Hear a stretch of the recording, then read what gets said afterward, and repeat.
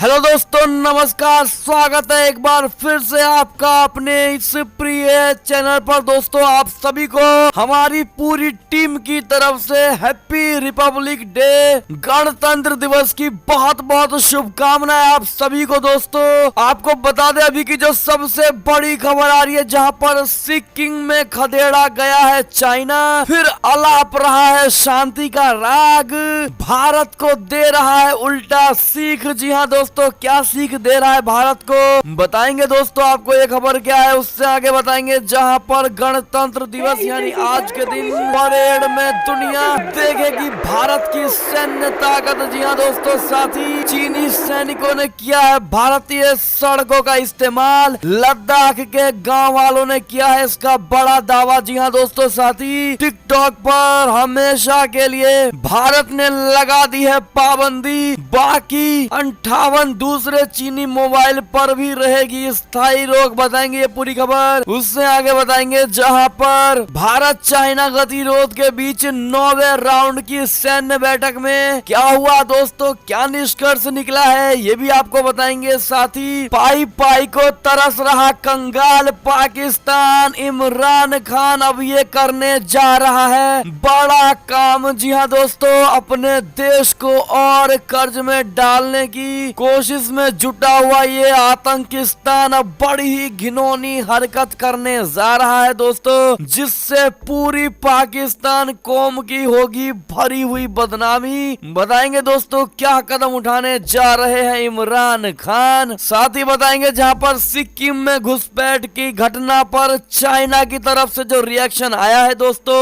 उन्होंने क्या कहा है ये भी आपको बताएंगे। साथ ही बंगाल चुनाव से खबरें आ रही हैं और मोदी जी से जुड़ी भी बहुत सी खबरें दोस्तों, तो बन रहिएगा वीडियो के लास्ट तक। और अभी खबरों में आगे बढ़ने से पहले अगर आप भी मानते हैं कि मोदी जी है तो हर चीज संभव है दोस्तों, और भारतीय सेना है तो चाइना और पाकिस्तान जैसे देशों की सिट्टी बिट्टी है गुल, तो अभी कर दीजिए इस वीडियो को लाइक, चैनल को कर दीजिए सब्सक्राइब, बेल आइकन दबाइए, साथ ही कमेंट बॉक्स में लिख दीजिएगा जय हिंद। जी हाँ दोस्तों, तो अब चलते हैं पहली और सबसे बड़ी खबर की तरफ, जहां पर सिक्किम में खदेड़ा गया चाइना तो फिर अलापने लगा शांति का राग, भारत को देने लगा ये सीख। बता दे आपको दोस्तों, लद्दाख से लेकर अरुणाचल प्रदेश तक सीमा क्षेत्र में घुसपैठ की ताक में बैठा चीन की चोरी जब भारत ने पकड़ ली तो वो उल्टा सीख देने लगा है। चीन के प्रवक्ता ने भारत से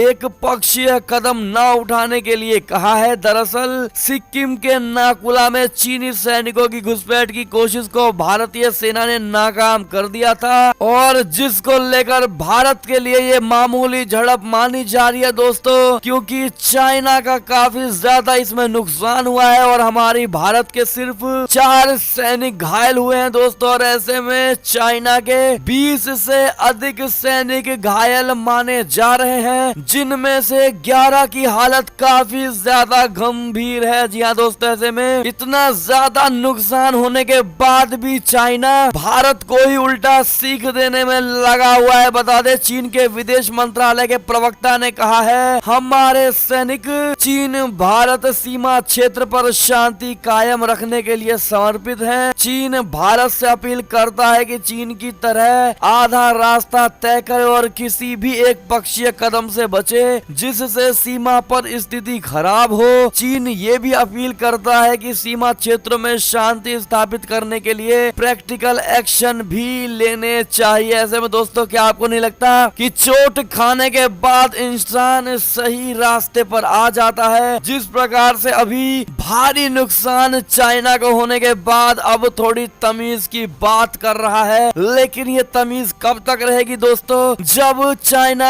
अपने इस सैनिकों के गम को भूल जाएगा, फिर चाइना की हरकतें पहले जैसे होने वाली होंगी। ऐसे में आपकी क्या राय होगी दोस्तों, और भारत को क्या कदम उठाने चाहिए? अपनी राय कमेंट सेक्शन में जरूर लिखिएगा दोस्तों, रहेगा हमें आपके इस कमेंट का इंतजार। चलते हैं दूसरी बड़ी खबर की ओर, जहां पर गणतंत्र दिवस परेड में दुनिया देखेगी भारत की सैन्य ताकत, पहली बार उड़ान भरेगा राफेल। जी हाँ दोस्तों, भारत मंगलवार यानी आज के दिन गणतंत्र दिवस परेड के दौरान पहली बार राफेल लड़ाकू विमानों की उड़ान के 7 T-90 टैंकों, सम विजय इलेक्ट्रॉनिक युद्धक प्रणाली, सुखोई 30 MKI लड़ाकू विमानों समेत अपनी सैन्य शक्ति का प्रदर्शन करेगा। रक्षा मंत्रालय ने सोमवार को कहा कि गणतंत्र दिवस परेड में राजपथ पर 17 राज्यों और केंद्र शासित प्रदेशों की झांकियां, रक्षा मंत्रालय की 6 झांकियों, अन्य केंद्रीय मंत्रालयों की अर्ध सैनिक बलों की 9 झांकियां समेत 32 झांकियों में देश की समृद्ध सांस्कृतिक धरोहर, आर्थिक उन्नति और सैन्य ताकत की आन बान शान नजर आई। जी हाँ दोस्तों, ऐसे में आपकी क्या राय होगी? और आप सभी को मोदी जी की तरफ से गणतंत्र दिवस की बहुत बहुत शुभकामनाएं, और आप भी उनको कमेंट सेक्शन में मोदी जी को भी गणतंत्र की शुभकामनाएं जरूर लिख दीजिएगा। दोस्तों चलते हैं एक और बड़ी खबर की ओर, जहां पर चीनी सैनिकों ने किया है भारतीय सड़कों का इस्तेमाल, लद्दाख के गांव वालों ने किया है इसका ये बड़ा दावा। बता दें, लद्दाख में तनाव को खत्म करने के लिए 24 जनवरी को भारत और चीन ने कोर कमांडर लेवल की वार्ता फिर से शुरू कर डाली है। वास्तविक नियंत्रण रेखा यानी LAC पर पिछले 9 महीने से गतिरोध चल रहा है। इस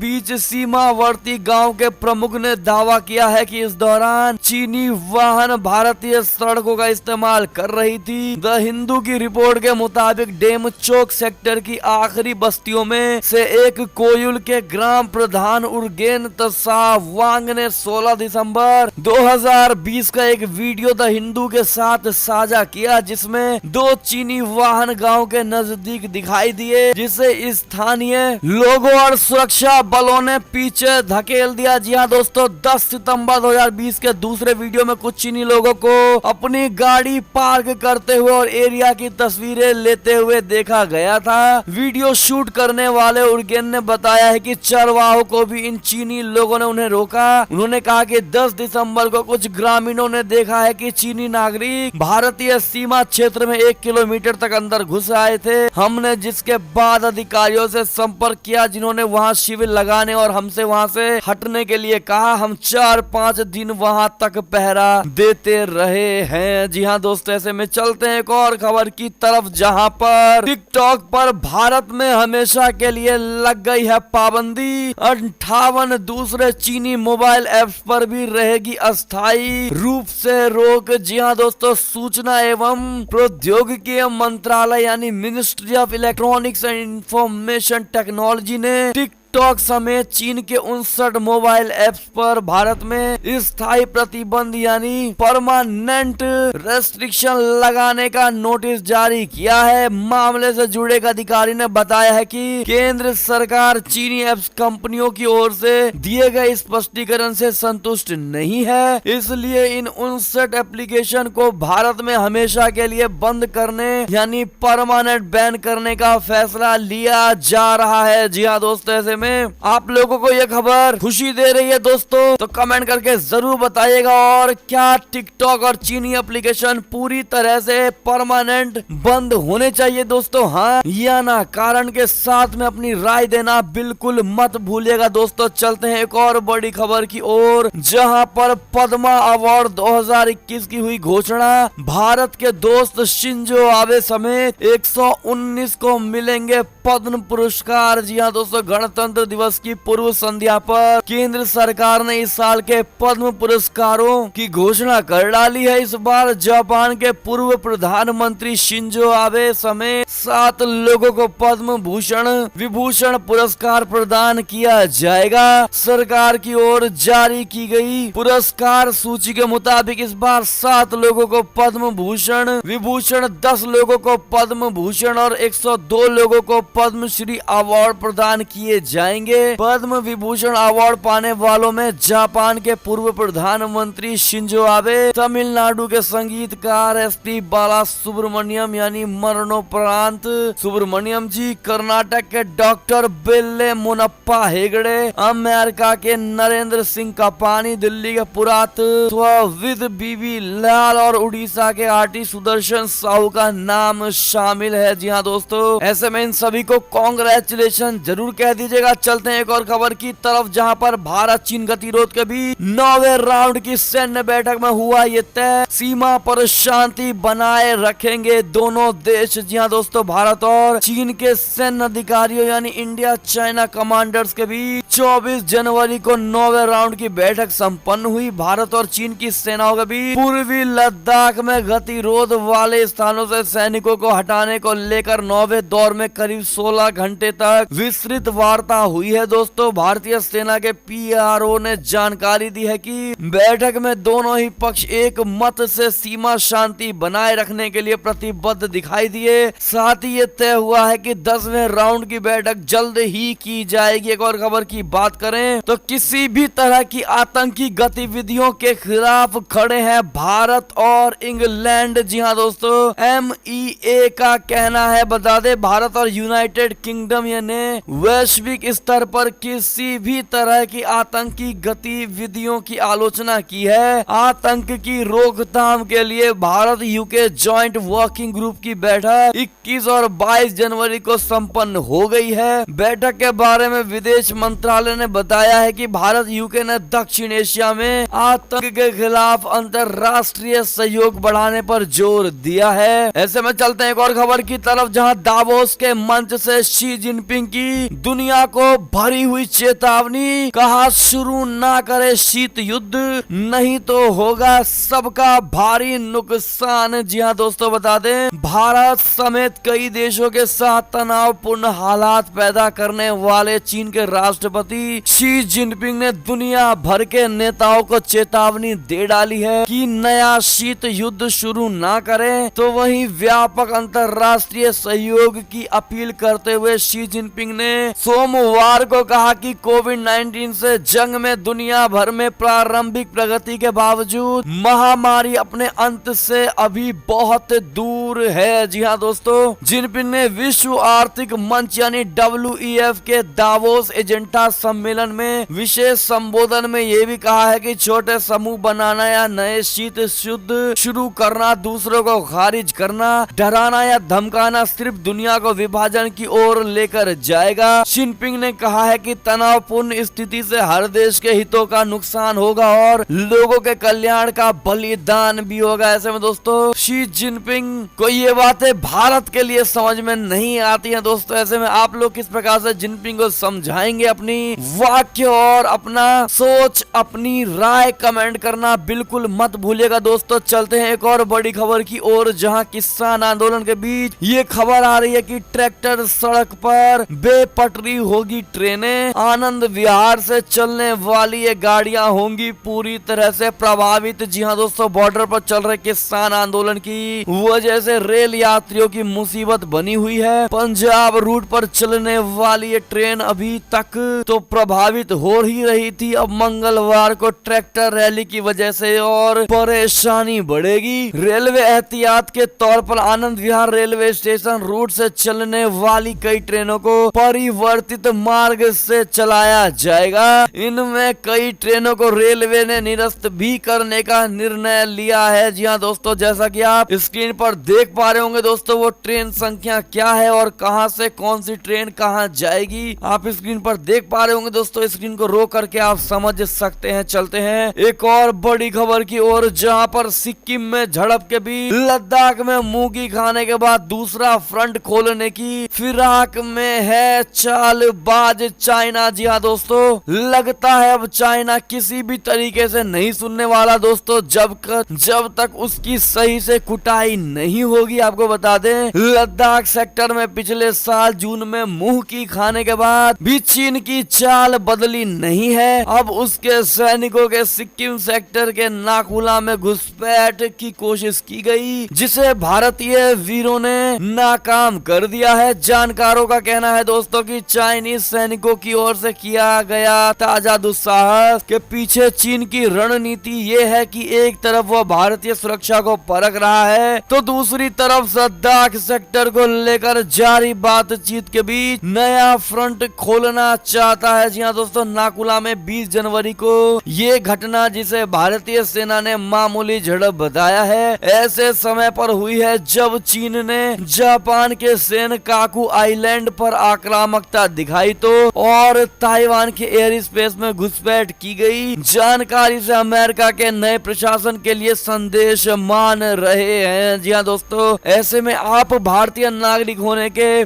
बावजूद इसे क्या मान रहे हैं दोस्तों, कमेंट करके जरूर बताइएगा। देखते हैं क्या कहते हैं आप लोग। एक और खबर की बात करें तो पाई पाई को तरस रहा कंगाल पाकिस्तान, इमरान खान जिन्ना की पहचान गिरवी रखकर 500 अरब रुपए का लेंगे कर्ज। जी हाँ दोस्तों, आर्थिक तंगी से जूझ रहे पाकिस्तान की खस्ता हालत अब पूरी दुनिया के सामने आ चुकी है। वो चीन, संयुक्त अरब अमीरात और मलेशिया समेत तमाम देशों के कर्ज तले दब गया है। अब कर्जदार भी अपना पैसा वापस मांगने लगे हैं। इसी बीच कंगाल पाकिस्तान की इमरान सरकार अब राजधानी इस्लामाबाद के सबसे बड़े पार्क को गिरवी रखकर 500 अरब रुपए का कर्ज लेगी। पाकिस्तानी मीडिया रिपोर्ट से ये बड़ी जानकारी दी गई है दोस्तों। ऐसे में आपकी क्या राय होगी, कमेंट करके जरूर बताइएगा। दोस्तों आपको बता दूं कि जिस प्रकार से ये कंगालिस्तान के प्रधानमंत्री इमरान खान पहले से ही कर्ज में डूबे हुए हैं दोस्तों, और अब ये जो घिनौनी हरकत करने जा रहे हैं, जहां पर जिन्ना के नाम पर बसाए गए इस आतंकिस्तान को इमरान खान पूरी तरह से शर्मिंदगी के साथ और बेशर्मी के साथ इसको बेचने जा रहे हैं दोस्तों। ऐसे में आपकी क्या राय होगी, कमेंट करके जरूर बताइएगा इस पाकिस्तान के बारे में। चलते हैं एक और बड़ी खबर की ओर दोस्तों, जहां पर डीआरडीओ को बड़ी कामयाबी, नई आकाश मिसाइलों का पहला परीक्षण सफल हो गया है। जी हाँ दोस्तों, डीआरडीओ ने सोमवार को आकाश मिसाइल के नए संस्करण का सफलता पूर्वक परीक्षण कर लिया। उड़ीसा स्थित एकीकृत परीक्षण केंद्र से इसे दागा गया है दोस्तों। इसे आकाश एनर्जी यानी नई पीढ़ी की आकाश मिसाइल नाम दिया गया है। ये सतह से हवा में मार करने में सक्षम है। इसे भारतीय वायुसेना के लिए खास तौर से बनाया गया है। सीमाओं पर तनाव व बढ़ते हवाई खतरों को देखते हुए आकाश एनजी कारगर रहेगी। जी हाँ दोस्तों, जैसा कि आप ट्वीट देख पा रहे होंगे एनआई का। ऐसे में आपकी क्या राय होगी दोस्तों, अपनी राय जरूर दीजिएगा। एक और बड़ी खबर की बात करें तो सिक्किम में घुसपैठ की घटना पर बोला चाइना, सीमावर्ती क्षेत्र में शांति बनाए रखने के लिए उठाऊंगा हर कदम। जी हाँ दोस्तों, एक और खबर की बात करें तो एलन मस्क की स्पेस एक्स का बड़ा कारनामा, एक रॉकेट से लॉन्च किए हैं टोटल 143 सैटेलाइट। जी हाँ दोस्तों, बड़ी कीर्तिमान रच दिया इन्होंने, यानी बड़ा ही रिकॉर्ड बना दिया है दोस्तों। बता दें दुनिया के सबसे अमीर कारोबारी एलन मस्क की कंपनी स्पेस एक्स ने एक ही रॉकेट से 143 छोटे सैटेलाइट लॉन्च करने का रिकॉर्ड बना लिया है। कीमत में कटौती के हिसाब से ये मिशन बेहद ही सस्ता है, जिसे ट्रांसपोर्टर एक का नाम दिया गया है। कंपनी के सीईओ एलन मस्क के मुताबिक इससे पहले कभी इस तरह का कारनामा नहीं किया गया है। इससे छोटी कंपनियों के लिए अंतरिक्ष का रास्ता खुला है। जी हाँ दोस्तों, चलते हैं एक और बड़ी खबर की और, जहां पर जम्मू कश्मीर में बड़ा हादसा, लखनऊ के पास लखनपुर के पास सेना का ध्रुव हेलीकॉप्टर क्रैश, जिसमें 2 पायलटों की हो गई है मौत। जी हाँ दोस्तों, जम्मू कश्मीर में बड़ा हादसा हुआ है। लखनपुर के पास भारतीय सेना का ध्रुव हेलीकॉप्टर क्रैश हो गया है। हेलीकॉप्टर दुर्घटना में 2 पायलट घायल हो गए। घायलों को अस्पताल में भर्ती कराया गया है। एसएसपी कठुआ शलन मिश्रा ने इसकी जानकारी दी है। जी हाँ दोस्त, एक और खबर की अगर बात करें तो प्लेन जब्त होने से हुई पाकिस्तान की बेइज्जती, मजबूरी में उठाया ये बड़ा कदम। बता दें मलेशिया ने पिछले हफ्ते पाकिस्तान का पैसेंजर प्लेन बोइंग 777 जब्त कर लिया था, जिससे पाकिस्तान को काफी शर्मिंदगी झेलनी पड़ी थी। दरअसल पाकिस्तान ने वियतनामी company Peregrine Aviation Charlie Limited से लीज पर प्लेन लिए थे, जिसका भुगतान न करने की वजह से 15 जनवरी को मलेशिया में बोइंग 777 प्लेन जब्त कर लिया गया था। फसीहत होने के बाद पाकिस्तान इंटरनेशनल एयरलाइंस ने अब लीज पर लिए प्लेन की बाकी रकम अदा करने का फैसला कर लिया है। जी हाँ दोस्तों, चलते हैं एक और खबर की तरफ, जहां दुबई में रहने वाले हिंदुओं को बड़ा तोहफा दोस्तों। अगले साल दीपावली पर खुल जाएगा नया हिंदू मंदिर यूएई में। जी हाँ दोस्तों, दुबई में अगले साल दीपावली के अवसर पर एक नए हिंदू राष्ट्र के द्वार श्रद्धालुओं के लिए खोले जाने की उम्मीद है। मीडिया में प्रकाशित खबरों में ये जानकारी दी गई है कि इस मंदिर का निर्माण जेबेल अली में स्थित गुरु का है। जी हाँ दोस्तों, सिंधु गुरु दरबार मंदिर संयुक्त अरब अमीरात में सबसे पुराने हिंदू मंदिरों में से एक। ऐसे में दोस्तों इस दुबई में श्री राम के मंदिर को लेकर दोस्तों कमेंट करके जरूर बताइएगा और थैंक यू जरूर कह दीजिएगा भगवान जी को। चलते हैं एक और बड़ी खबर की तरफ, जहां पर युद्ध के 20 साल बाद नई शुरुआत के लिए तैयार है हमारा करगिल, बनेगा टूरिस्ट प्लेस। जी हाँ दोस्तों, भारत और पाकिस्तान के बीच करगिल युद्ध को 20 साल से ज्यादा का समय बीत जाने के बाद करगिल बहुत बदल गया है दोस्तों। अब ये नए नेवेल केंद्रीय प्रशासित प्रदेश लद्दाख का हिस्सा है। अब करगिल अपनी पुरानी संघर्ष की दास्तां बारूदी सुरंगों के अतीत से बाहर निकलकर एक नई पहचान बनाने को तैयार है और ये पहचान है एक पर्यटक स्थल की। जी हाँ दोस्तों, चलते हैं एक और बड़ी खबर की ओर, जहां पर पुरानी और प्रदूषण फैलाने वाली गाड़ियों पर लगेगा ग्रीन टैक्स। नितिन गडकरी ने प्रस्ताव को दे दी है मंजूरी। जी हाँ दोस्तों, केंद्रीय सड़क परिवहन और राजमार्ग मंत्री नितिन गडकरी ने पर्यावरण को प्रदूषित करने वाले पुराने वाहनों पर ग्रीन टैक्स लगाने के प्रस्ताव को मंजूरी दे दी है। सड़क परिवहन और राजमार्ग मंत्रालय ने कहा है कि प्रस्ताव अब औपचारिक रूप से अधिसूचित होने से पहले राज्यों के परामर्श के लिए भेजा जाएगा। 8 साल से ज्यादा पुराने परिवहन वाहनों को फिटनेस प्रमाण पत्र के नवीनीकरण के समय ग्रीन टैक्स पर 10% से 25% तक रोड टैक्स लगाया जा सकता है। जी हाँ दोस्तों, ऐसे में नितिन गडकरी के इस निर्णय का आप समर्थन करते हैं दोस्तों, हाँ या ना? जो भी करते हैं कारण के साथ में जवाब जरूर लिखिएगा दोस्तों। चलते हैं एक और बड़ी खबर की ओर, जहां कृषि मंत्री नरेंद्र सिंह तोमर बोले, कहा प्रदर्शन बहुत जल्द होगा खत्म,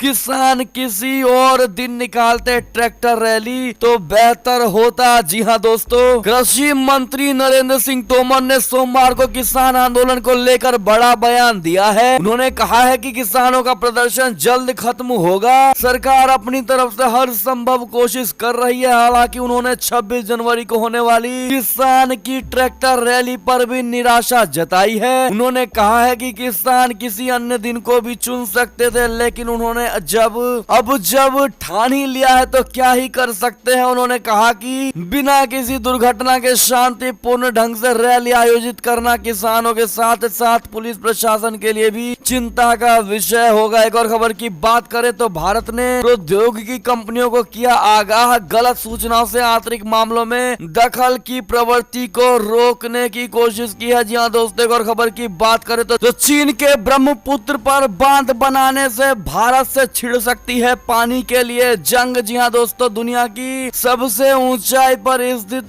नदी ब्रह्मपुत्र पर चीन बांध बनाने की योजना बना रहा है। माना यह जा रहा है कि चीन की इस योजना से भविष्य में पानी के लिए जंग छिड़ सकती है। एशिया टाइम्स की रिपोर्ट के मुताबिक चीन में ब्रह्मपुत्र को यार लुंग जांग बाऊ कहा जाता है, जिस पर वो विशाल बांध बनाने जा रहा है। ये नदी तिब्बत से होकर बहती है। जब ये भारत में प्रवेश करती है तो इसे ब्रह्मपुत्र कहा जाता है। भारत और बांग्लादेश के साथ पानी के बंटवारे से संबंधित समझौता या चर्चा किए बिना ही चीन यरलुंग जांग बाओ बांध की अपनी योजना पर अमल करने जा रहा है। ऐसे में दोस्तों ऐसा लगता है कि एक बार फिर चाइना भारत के साथ ब्रह्मपुत्र पर उलझकर अपना ही नुकसान कराएगा दोस्तों। जिस प्रकार से हर बार भारत उनकी हर तरह की रेकड़ी निकालने में संभव रहते हैं दोस्तों। ऐसे में आपकी क्या राय होगी, अपनी राय जरूर दीजिएगा दोस्तों। ऐसे में एक और खबर की बात करें तो